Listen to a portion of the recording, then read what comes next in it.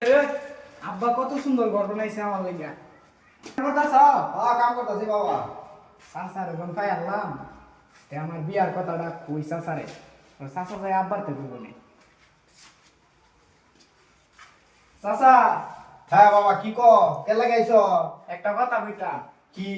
ঘর দিল বাড়ি দিল, হ্যাঁ, ছেড়া যে একটা আছে এটা বিয়া করে তো না। বিয়া করার ব্যাপারে তুই কইলে শুন, বিয়া করাই তো না কইলে কেমনে করাইবো?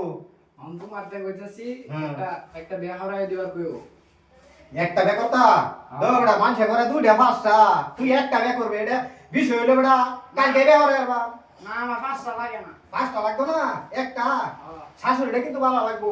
আচ্ছা ও বাবা, তুই কাজটা শিখই, কাজটা শিখলে ওর বউ বিয়া করাইলে বউর তো খরচ পাতি যা লাগবো হারা লাগবো, বাপের পান তো আর চাই না, তুই কাজটা কর।